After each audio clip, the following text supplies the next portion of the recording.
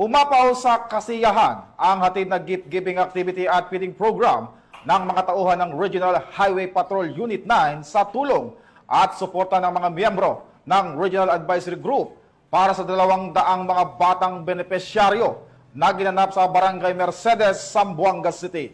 Ang aktibidad ay nagpatibay ng tiwala at magandang relasyon sa pagitan ng mga tauhan ng Regional Highway Patrol Unit 9 at ng mga residente ng Barangay Mercedes, Zamboanga City dahil dito mas nagiging bukas ang komunidad sa pakikipagtulungan sa kapulisan para sa kapayapaan at kaayusan. Patrolman Mark Roland Feliciano para sa balita.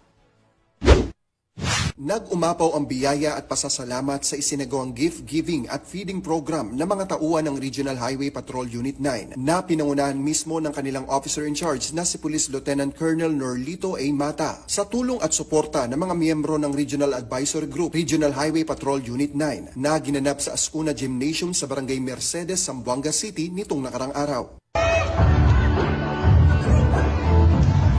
Umabot sa 200 mga bata ang napasaya ng ating mga kapulisan sa hatid nitong mga school supplies na magagamit sa kanilang pag-aaral. Damang-dama ang saya sa programang hatid ng PNP sa ating mga kababayan at mas naging masaya pa na magbigay ng dance performance ang mga bata na ikinatuwa naman ng mga nagsipagdalo.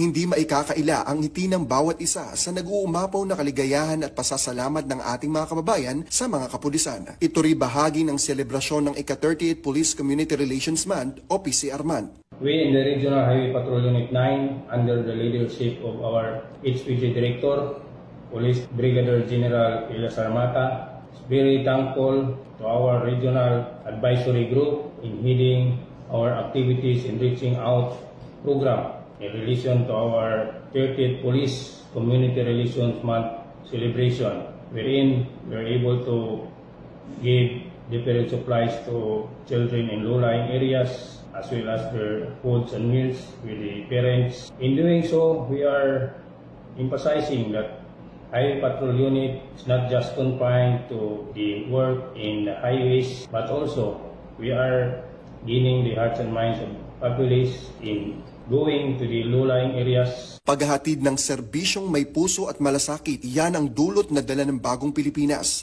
Ang pagtibayin ang magandang relasyon ng kapulisan at komunidad. Kami ang Highway Patrol Group, ang kakampi nyo sa kalsada na patuloy na magbibigay ng serbisyong HPG. Dahil dito sa ating bagong Pilipinas, ang gusto ng pulis, ligtas ka. At sa iba pang balitang serbisyong HPG, tumutok lamang sa aming YouTube channel at Facebook page na Police News Network. Mula sa tanggapan ng kakampi nyo sa kalsada, ako po si Patrolman Mark Roland Feliciano para sa Police News Network. Alagad ng batas, tagataguyod ng balitang pulis.